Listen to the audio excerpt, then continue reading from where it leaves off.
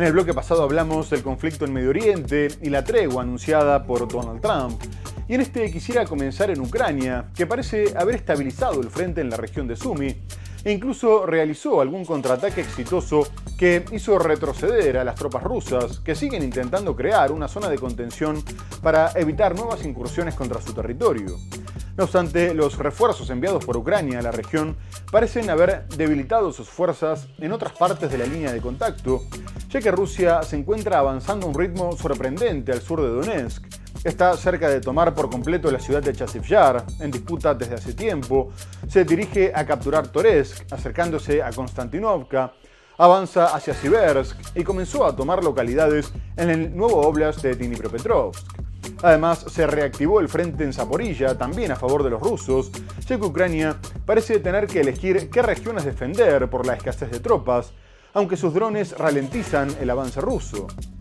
Y mientras tanto, el mandatario ucraniano Volodymyr Zelensky firmó un decreto para abandonar la Convención de Ottawa, que prohíbe el uso, el almacenamiento y la producción de minas antipersona, afirmando que si bien se trataba de una decisión difícil, era necesaria para frenar al enemigo, al tiempo que el Ministerio de Exteriores dijo que la medida era proporcional al nivel de la amenaza, y el servicio de inteligencia ucraniano destacó que Rusia no era parte de la convención y no podían permanecer atados contra un enemigo sin restricciones. Sin embargo, el uso de estas minas es muy criticado, ya que la mayoría de las víctimas son civiles y siguen detonando años más tarde. Ucrania frena el avance ruso en la región de Sumy, estabilizando la línea del frente en la zona fronteriza del noreste del país, según declaró el jueves el máximo comandante militar de Ucrania. El general Oleksandr Syrskyi declaró que la tenaz defensa de la región de Sumy ha impedido que Rusia despliegue unos 50.000 soldados, incluyendo brigadas de élite aerotransportadas y de infantería de marina, hacia otras partes del frente. De momento Moscú no ha hecho comentarios, aunque las fuerzas rusas se repliegan con lentos y costosos avances en distintas zonas de la línea del frente que representa unos 1.000 kilómetros. Prosiguen, sin embargo, los bombardeos en la región de Sumy con ataques que han dejado decenas de muertos y daños en diversos edificios. Para contener a las tropas rusas, las fuerzas ucranianas han utilizado drones, mientras proseguían los esfuerzos por lograr un alto el fuego. Ucrania planea retirarse del tratado contra las minas antipersona. El presidente Volodymyr Zelensky firmó el domingo un decreto para que su país, devastado por la guerra con Rusia, abandone la Convención de Ottawa. El tratado prohíbe a los firmantes adquirir, producir, almacenar o utilizar minas antipersona, diseñadas para ser enterradas o ocultadas en el suelo. Estos artefactos suelen mutilar a las víctimas, que no mueren inmediatamente, y los grupos de ayuda humanitaria denuncian su impacto a largo plazo en la población civil. Para entrar en vigor, la decisión de Zelensky aún debe ser ratificada por el Parlamento ucraniano y notificada a Naciones Unidas. El Ministerio de Relaciones Exteriores declaró que Ucrania se ve obligada a dar prioridad incondicional a la seguridad de sus ciudadanos y a la defensa del Estado. Y mientras tanto, Rusia continúa incrementando los bombardeos contra todo el territorio ucraniano y llevó a cabo el ataque más grande desde el comienzo de la guerra, con el lanzamiento de más de 530 drones y misiles. Como siempre, Ucrania asegura haber interceptado la mayoría de los proyectiles, pero confirmó más tarde que un caza F-16 había sido derribado y que el piloto no se había podido eyectar a tiempo. Estas aeronaves, recibidas recientemente de sus aliados occidentales, se usan sobre todo para interceptar misiles y son las más perseguidas por los rusos. A su vez, Ucrania respondió con un ataque aéreo en la península de Crimea, que destruyó 3 helicópteros, y el Ministerio de Defensa ruso denunció otro bombardeo en la región de Donetsk contra instalaciones civiles como mercados y bancos, perpetrado con los misiles británicos de largo alcance Storm Shadow. Asimismo, Ucrania atacó con drones una fábrica en la región de Udmurtia, matando a 3 personas e hiriendo a 45, y Rusia denunció que había tenido que derribar 60 de estos aparatos en una sola noche. Pero en medio de la escalada, a Ucrania le preocupa el gran aumento en la capacidad de ataque con drones por parte de Rusia, que en junio disparó un 37% más que el mes anterior, un total de 5.438, lo que representa un récord desde el comienzo de la guerra. A su vez, Kiev advierte que ahora Rusia es capaz de lanzar en unas horas la misma cantidad de drones que en todo un mes, hace poco más de un año, lo que llevó a Donald Trump a informar que estaba evaluando reforzar considerablemente las capacidades ucranianas de defensa antiaérea, aunque como vamos a ver, esto terminó siendo al revés. Rusia ha lanzado lo que Ucrania denomina su mayor ataque aéreo de la guerra, disparando un total de 537 armas aéreas, incluidos 477 drones y señuelos y 60 misiles, en todo el país durante la noche del domingo. Según los informes, 249 fueron derribados y 226 se perdieron, probablemente debido a interferencias electrónicas. El asalto se saldó con la pérdida de un caza F-16 ucraniano y la muerte de su piloto, el teniente coronel Maxim Ustimenko. Según las fuerzas aéreas, el piloto de 32 años derribó 7 objetivos enemigos antes de que su propio avión resultara dañado. Al parecer, Ustimenko se alejó de una zona poblada y no tuvo tiempo de eyectarse. El presidente ucraniano Volodymyr Zelensky ha ordenado que se investiguen todas las circunstancias que rodearon la muerte del piloto. Por otra parte, un ataque ucraniano con drones contra la base aérea de Crimea destruyó 3 helicópteros rusos. La magnitud del ataque obligó a Polonia a desplegar sus cazas para proteger el espacio aéreo polaco. Rusia lanzó la cifra récord de 5.337 drones contra Ucrania en junio, más que en ningún otro mes desde que Moscú lanzase su invasión en febrero de 2022, según la Fuerza Aérea de Ucrania. Los datos de la Fuerza Aérea de Ucrania muestran que Moscú ha intensificado significativamente sus ataques aéreos contra Ucrania desde mayo, con los ataques de drones y misiles y los bombardeos cada vez más frecuentes e intensos. En el último año y medio solo hubo 2 días en los que Rusia no atacó a Ucrania con misiles y drones, según declaró el lunes el ministro de Asuntos Exteriores ucraniano Andriy Sybiha. El número total de drones lanzados en Ucrania solo en junio sugiere que Rusia es ahora capaz de lanzar tantos drones en una sola noche como en todo un mes a principios del verano de 2024. Y más allá del incremento de los ataques, el presidente ruso Vladimir Putin aseguró que estaban preparados para una nueva ronda de conversaciones con Ucrania en Turquía, aunque todavía se desconoce la fecha del próximo encuentro. En el pasado solo se acordó el intercambio de cuerpos y prisioneros, y para el futuro el mandatario ruso también bajó las expectativas, advirtiendo que las pretensiones de ambos eran diametralmente opuestas, aunque agregó que por eso eran necesarios los contactos, y que los intercambios pactados eran importantes porque podrían crear las condiciones para futuros acuerdos sobre la esencia del problema. A su vez, Putin no descarta un futuro encuentro con su par ucraniano, pero adelanta que solo sería posible en la etapa final de las negociaciones, cuando haya una salida visible. Si bien los avances rusos son constantes, no hay indicios de que la defensa ucraniana vaya a colapsar en todo el frente, por lo que Zelensky todavía no está dispuesto a aceptar las condiciones de Moscú y espera que la presión internacional haga que el alto costo de la guerra obligue a Putin a dar marcha atrás, algo que parece imposible. De cualquier forma, Kiev insistió en que la forma de poner fin a la guerra pasaba por una presión constante y conjunta sobre el agresor, así como por un apoyo inquebrantable a Ucrania, unas declaraciones hechas poco después de que la Casa Blanca confirmara que suspendería el envío de algunas armas para priorizar los intereses de seguridad de Estados Unidos, tras lo cual el Kremlin reaccionó diciendo que la decisión aceleraría el fin de la guerra. El presidente Putin declaró el viernes que Rusia está lista para celebrar una nueva ronda de conversaciones de paz con Ucrania, aunque de momento no se han acordado ni el lugar ni la fecha. El presidente ruso Vladimir Putin declaró el viernes que las demandas de paz de Rusia y Ucrania eran absolutamente contradictorias, después de que 2 rondas de conversaciones de paz no lograran acercar a las partes a un elusivo alto al fuego. Los negociadores rusos y ucranianos intercambiaron memorandos que describen sus visiones sobre cómo poner fin al conflicto de 3 años en las conversaciones de paz celebradas este mes en Estambul.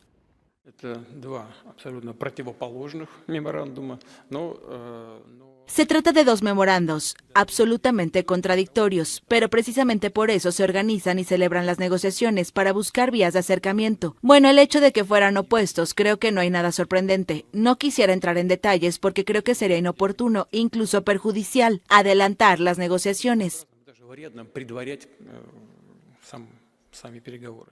Las conversaciones no han logrado ningún avance hacia el fin de los combates, desencadenados por los lanzamientos de la ofensiva militar rusa en febrero de 2022.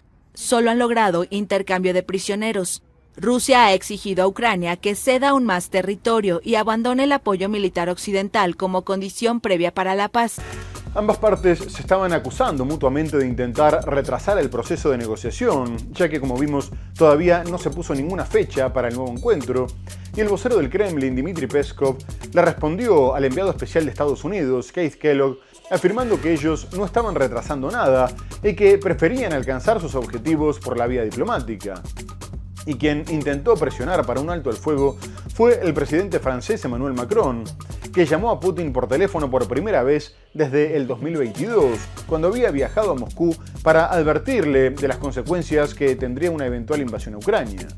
El mandatario galo le pidió a su homólogo que aceptara una tregua duradera e incondicional lo antes posible, aunque el mandatario ruso exige que esa tregua no sea utilizada por Ucrania para rearmarse, reclutar tropas y mejorar su posición en el frente, al tiempo que considera que se trata de una estrategia occidental para detener el avance de sus tropas. Además, Putin le recordó a Macron que el conflicto era una consecuencia directa de la política adoptada por Occidente en su intento de crear una cabeza de puente antirrusa en Ucrania, promoviendo el golpe de Estado del 2014 y posteriormente integrándola a la OTAN. Además, también abordaron la tensión en torno al programa nuclear iraní, y Macron le expresó la importancia de que Teherán volviera a cooperar urgentemente con el Organismo Internacional de la Energía Atómica, mientras que el ruso destacó el derecho de Irán de desarrollar un programa nuclear pacífico. A su vez, el Elíseo comunicó que se habían comprometido a coordinar sus gestiones y hablar próximamente para seguir el asunto. El presidente francés Emmanuel Macron instó el martes a su homólogo ruso Vladimir Putin a acordar un alto el fuego en Ucrania lo antes posible, en su primera conversación telefónica de la que se tiene constancia desde 2022, indicó el Elíseo. En la conversación, que duró más de 2 horas, ambos acordaron intercambiar sus puntos de vista sobre Ucrania e Irán en el futuro. Macron resaltó el apoyo inquebrantable de Francia a la soberanía y la integridad territorial de Ucrania. También pidió el establecimiento, lo antes posible, de un alto el fuego y el inicio de negociaciones entre Ucrania y Rusia para una solución sólida y duradera del conflicto. Por su parte, el Kremlin, que confirmó la conversación, indicó que Putin responsabilizó a Occidente del conflicto, coincidió con el mandatario francés en que el acuerdo de paz debería ser a largo plazo y añadió que debe prever la eliminación de las causas profundas de la crisis ucraniana y basarse en las nuevas realidades territoriales. Sobre Irán, ambos decidieron coordinar esfuerzos y hablar próximamente para hacer un seguimiento conjunto de esa situación, y estuvieron de acuerdo en que el conflicto debe resolverse exclusivamente por medios diplomáticos. Macron subrayó la necesidad urgente de que Irán cumpla con sus obligaciones en virtud del Tratado de No Proliferación Nuclear, mientras que Putin defendió el derecho legítimo de Teherán a desarrollar un programa nuclear pacífico. Las conversaciones se produjeron después de que un alto el fuego pusiera fin la semana pasada a un conflicto de 12 días entre Irán e Israel. El presidente francés endureció en el último año su postura contra Rusia, afirmando que su expansionismo es una amenaza para toda Europa. Y Zelensky continúa intentando volver a poner su guerra en el centro de la escena mundial, aunque hay un claro desgaste en el apoyo de sus aliados, no solo en cuanto a los gobiernos, sino también en la población de la Unión Europea. Y prueba de esto es lo que pasó en Polonia, donde ganó la presidencia Karol Nawrocki, crítico del gobierno ucraniano y del posible ingreso a la OTAN, aunque adelantó que mantendría el respaldo. Y con el objetivo de garantizar el apoyo polaco, el mandatario ucraniano viajó a Varsovia, donde pidió resolver los problemas mutuos mediante un diálogo respetuoso. Pero Zelensky también tuvo un revés en la Unión Europea después de que el bloque decidiera posponer hasta enero del 2026 las sanciones económicas contra Rusia, mientras Eslovaquia advierte que continuará vetando las medidas contra Moscú si Bruselas decidía vetar el gas ruso, lo que considera que no solo iba a perjudicar a su país, sino que haría que todo el bloque perdiera competitividad. Y por último, la Unión Europea anunció un principio de acuerdo para la revisión del tratado comercial con Ucrania, que si bien está pensado más a largo plazo, es bastante más limitado que el que está vigente, después de que los agricultores comunitarios protestaran porque los hacían competir contra productos que no tenían las mismas regulaciones.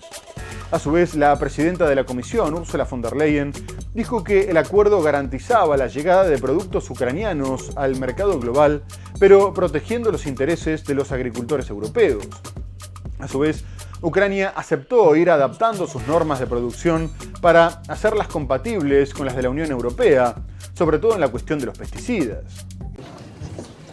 La Comisión Europea ha anunciado un principio de acuerdo comercial con Ucrania. Este pasa a sustituir al actual marco diseñado para la guerra por uno focalizado a largo plazo y más modesto. Hasta ahora y desde 2022, el comercio entre la Unión Europea y Ucrania se regía por las medidas comerciales autónomas, las conocidas como ATM. Estas eliminaban todos los aranceles sobre las exportaciones agrícolas ucranianas a Bruselas, ofreciendo un acceso crucial a los mercados europeos en tiempos de guerra. Sin embargo, el nuevo acuerdo es menos ambicioso que las ATM, que expiraron a principios de este mes. El comisario de Agricultura de la Unión, Christoph Hansen, afirma que su objetivo es lograr un equilibrio adecuado entre el apoyo al comercio de Kiev con el bloque y la atención a las sensibilidades de varios sectores agrícolas de la Unión. El acuerdo anterior había provocado indignación en varios países europeos, sobre todo en Francia y en Polonia, donde los agricultores protestaron por el aumento y las condiciones de las importaciones ucranianas. Zelensky busca mantener los fuertes vínculos con Polonia. El presidente ucraniano Volodymyr Zelensky declaró el sábado que era extremadamente importante para Kiev afianzar las relaciones en medio de la llegada al poder del nuevo líder, Karol Nawrocki, quien se opone a la candidatura de Ucrania a la OTAN.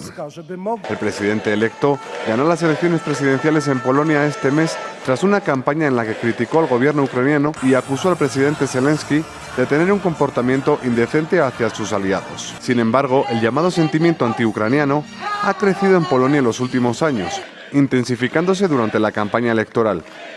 En medio de críticas contra Zelensky, Nawrocki se comprometió a respaldar el esfuerzo bélico de Ucrania, pero criticó algunas de las medidas de apoyo otorgadas a los refugiados ucranianos. Y ahora quisiera dejar de lado la guerra en Ucrania porque las tensiones comerciales continúan en torno a Estados Unidos, que sigue negociando aranceles con la Unión Europea y varios países antes de que el próximo 9 de julio entren en vigor los gravámenes al resto del mundo, aprobados y pospuestos por Donald Trump. Y Canadá tuvo que ceder ante el presidente norteamericano y aceptar eliminar los impuestos digitales a Estados Unidos, que se hubieran comenzado a cobrar el pasado lunes con carácter retroactivo, por lo que representaban miles de millones de dólares y que apuntaban contra gigantes tecnológicos como Google, Apple o Microsoft, que hubieran tenido que pagar un 3% de su facturación bruta. El mandatario norteamericano había comunicado que, debido a ese impuesto escandaloso, daba por terminadas todas las negociaciones comerciales con Canadá con efecto inmediato y que le comunicarían qué aranceles impondrían para que pudiera hacer negocios con Estados Unidos. Además, Trump dijo que el impuesto era un ataque directo y flagrante contra su país, y agregó que era muy difícil y desagradable tratar con Canadá en materia comercial, ya que había llegado a cobrar hasta el 400% por algunos productos agrícolas.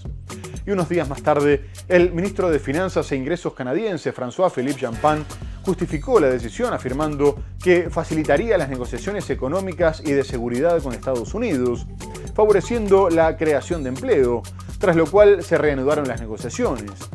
A su vez, el director del Consejo Económico Nacional, Kevin Hassett, instó a otros países a seguir el ejemplo de Canadá, porque de lo contrario podrían provocar la ira del jefe de las negociaciones, el alto representante de comercio Jamieson Greer. El primer ministro canadiense Mark Carney cedió ante el presidente estadounidense Donald Trump. Afirmó el lunes la Casa Blanca después de que Canadá eliminara un impuesto a las empresas tecnológicas por el que Washington había suspendido las negociaciones comerciales. Sin embargo, Canadá también aseguró que las negociaciones con su vecino del norte se reanudarán. El presidente Trump sabe cómo negociar y sabe que está gobernando el mejor país y la mejor economía en este mundo, en este planeta. Todos los países del planeta necesitan tener buenas relaciones comerciales con los Estados Unidos. Fue un error por parte de Canadá comprometerse a implementar ese impuesto, que habría perjudicado a nuestras empresas tecnológicas aquí en Estados Unidos. El presidente Donald Trump dio por terminadas las negociaciones comerciales con Canadá luego de que el gobierno canadiense aplicó un impuesto a los servicios digitales. El presidente Trump escribió en su plataforma Truth Social que debido a ese impuesto escandaloso daba por terminadas todas las negociaciones comerciales con Canadá con efecto inmediato. Canadá anunció el domingo por la noche que rescindirá los impuestos a las empresas tecnológicas estadounidenses. El impuesto sobre los servicios digitales, promulgado el año pasado, habría obligado a proveedores como Alphabet y Amazon a realizar un pago multimillonario en Canadá el lunes. Canadá se ve sometido a un régimen arancelario estadounidense particular, al igual que México. Algunas exportaciones aún permanecen algo protegidas por el Tratado de Libre Comercio de América del Norte, TEMEC, del que forma parte con Estados Unidos y Canadá. Y por otra parte, Donald Trump consiguió pasar en el Senado una polémica ley fiscal que tenía la oposición de varios republicanos y que tuvo que ser aprobada por su vicepresidente J.D. Vance, tras una votación que terminó en empate, con los demócratas votando en bloque contra el proyecto.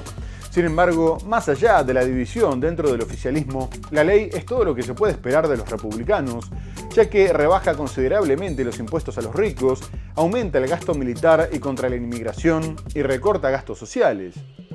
Finalmente, fueron 3 los senadores republicanos que votaron en contra, pero en algún momento pareció que la norma estaba destinada al fracaso, ya que el propio Donald Trump tuvo que involucrarse en las negociaciones para contener el descontento por el hecho de que agravaría todavía más el problema de la deuda. Pero las críticas demócratas pasan por el recorte al seguro médico para personas de bajos ingresos Medicaid, que sería de más de $1.000 millones, y también a los cupones de alimentos. El senador Chuck Schumer advirtió que la ley haría que decenas de millones de personas perdieran su cobertura médica, haciendo que la gente que se enfermara termine muriendo y que los niños pasarían hambre, y todo para complacer a los multimillonarios y a los intereses corporativos. E incluso la ley le generó a Trump una fuerte pelea con su ex asesor Elon Musk, que amenazó con acabar con la carrera política de los legisladores que votaran la ley, y propuso crear un nuevo partido para competir contra el que llamó el Partido del Cerdo Porky, tras lo cual este dijo que evaluaría deportarlo a Sudáfrica. Triunfo de la administración Trump tras la aprobación en el Senado de un proyecto de ley con extensas exenciones fiscales y recortes de gastos. El proyecto de ley fue aprobado gracias al voto de desempate emitido por el vicepresidente J.D. Vance después de que la Cámara Alta del Congreso de Estados Unidos empatase en la aprobación y el rechazo de la ley. En caso de empate, la figura del vicepresidente inclina la balanza en favor de su partido. On this vote, the yeas are 50, the nays are 50. The Senate being evenly divided, the Vice President votes in the affirmative. The bill as amended is passed. La polémica de la ley recae sobre los recortes propuestos por Trump a Medicaid, el seguro médico básico para la población más desfavorecida que no puede costearse la imprescindible cobertura sanitaria privada en Estados Unidos. El recorte se estima en torno a $1.000 millones y también afecta a los cupones de alimentos. Los demócratas del Senado dicen que estos ponen a millones en riesgo de perder su atención médica a expensas de complacer a los multimillonarios. Because of this bill, tens of millions will lose health insurance. Millions of jobs will disappear. People will get sick and die. Kids will go hungry, and the debt will explode to levels we have never seen. All so that the billionaires and corporate special interests get a permanent tax break. Más de un tercio de los recortes beneficiarían a los hogares que generan unos ingresos de aproximadamente $500,000 anuales. Varios analistas financieros independientes y empresas de contabilidad afirman que las rebajas fiscales están estructuradas de forma que benefician predominantemente a los más ricos. Asimismo, Donald Trump consiguió una gran victoria en la Corte Suprema de Justicia después de que el tribunal retirara el derecho a los magistrados inferiores a bloquear decretos presidenciales a nivel nacional. La disputa comenzó después de que el presidente ordenara limitar la ciudadanía por nacimiento, un derecho garantizado por la Constitución, e impedir que los bebés nacidos en Estados Unidos de familias en situación irregular o que se encuentren temporalmente en el país no pudieran ser estadounidenses. De esta manera, se ordenó que los tribunales inferiores de Maryland, Massachusetts y el estado de Washington, que habían suspendido el decreto de Trump, revisaran sus medidas, teniendo en cuenta que no podían emitir órdenes que se aplicaran a toda la población y no solo a las partes en disputa. Uno de los 6 jueces que votaron a favor, la conservadora Amy Coney Barrett, justificó su decisión afirmando que si bien el Ejecutivo tenía el deber de cumplir la ley, el Poder Judicial no tenía una autoridad ilimitada para hacerla cumplir, e incluso, en muchos casos, la propia ley se los prohibía, mientras que la liberal Sonia Sotomayor consideró que el fallo era una invitación abierta para que el gobierno eludiera la Constitución y que la Corte se estaba prestando al oportunismo del gobierno de manera vergonzosa. La Corte no se pronunció sobre la legalidad del decreto, que seguirá siendo evaluado. Pero no era la primera vez que la justicia frenaba las medidas de Trump, por lo que el fallo terminará simplificando su mandato, y este dijo que esa gran victoria le permitiría poner en marcha toda una lista de medidas. Una importante victoria judicial para el presidente de Estados Unidos, Donald Trump. La Corte Suprema limitó el viernes la facultad de jueces federales para bloquear decisiones del gobierno que consideran ilegales. Por 6 votos a favor y con la oposición de las 3 juezas progresistas, la Corte declaró que las suspensiones a nivel nacional emitidas por jueces de tribunales inferiores probablemente exceden la autoridad equitativa que el Congreso ha otorgado a los tribunales federales. Trump celebró el fallo de inmediato, calificándolo como una victoria gigantesca. Gracias a esta decisión ahora podemos recurrir a la justicia para avanzar con estas numerosas medidas y aquellas que han sido prohibidas erróneamente a nivel nacional, incluyendo la ciudadanía por derecho de nacimiento, poner fin a la financiación de ciudades santuario, suspender el reasentamiento de refugiados, congelar la financiación innecesaria, impedir que los contribuyentes federales paguen las cirugías transgénero y otras numerosas prioridades del pueblo estadounidense.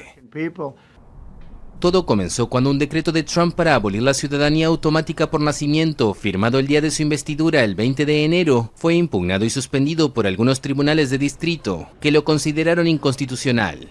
El caso se centró en si un solo juez de un tribunal federal de distrito tiene derecho a bloquear a nivel nacional un decreto presidencial mediante una orden universal, mientras el asunto se litiga en las Cortes. El máximo tribunal no se pronunció por el momento sobre la constitucionalidad del decreto, que pretende negar la ciudadanía por nacimiento a los hijos de migrantes en situación irregular o bajo estatus de residencia temporal. Por último, la Casa Blanca reanudó su ofensiva contra la Universidad de Harvard, después de que una investigación del gobierno concluyera que la institución había violado los derechos civiles de sus estudiantes judíos e israelíes.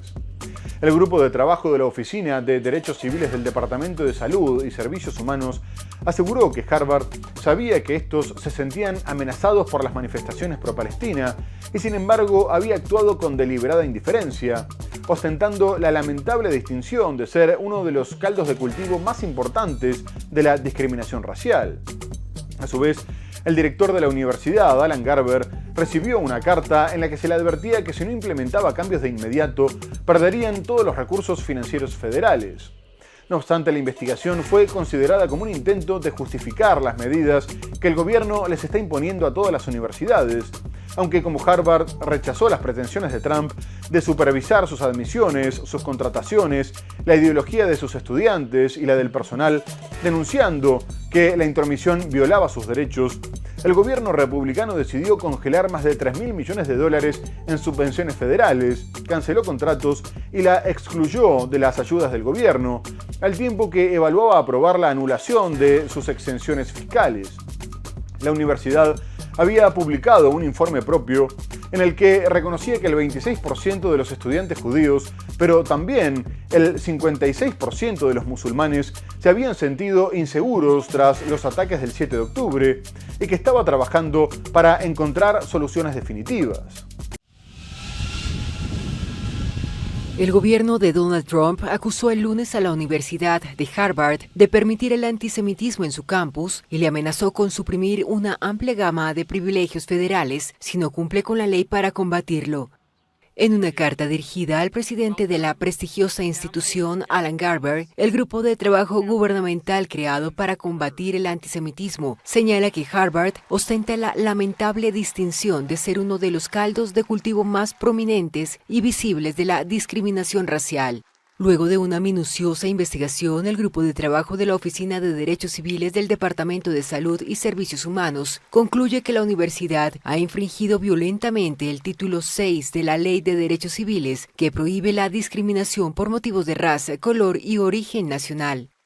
Si leen parte del contenido de la investigación y lo que encontraron, la mayoría de los estudiantes judíos, según se informa, experimentaron prejuicios negativos o discriminación en su campus, mientras que una cuarta parte de los estudiantes judíos en Harvard se sintieron físicamente inseguros. Felt physically unsafe. Según sendos informes encargados por Harvard sobre antisemitismo y arabofobia e islamofobia, publicados a fines de abril, el 56% de los estudiantes musulmanes y el 26% de los judíos dijeron sentirse inseguros en la universidad. La misiva amenaza que de no introducirse inmediatamente los cambios adecuados, se perderán todos los recursos financieros federales y la relación de Harvard con el gobierno federal seguirá viéndose afectada. Muy bien amigos, se nos ha terminado el programa. Hemos hablado del conflicto en Medio Oriente, con la posible tregua en Gaza y la violencia en Cisjordania. Abordamos otras cuestiones como la guerra en Ucrania, la polémica ley fiscal de Donald Trump, pero lo tenemos que dejar hasta el próximo programa. Muchas gracias por habernos acompañado y hasta entonces.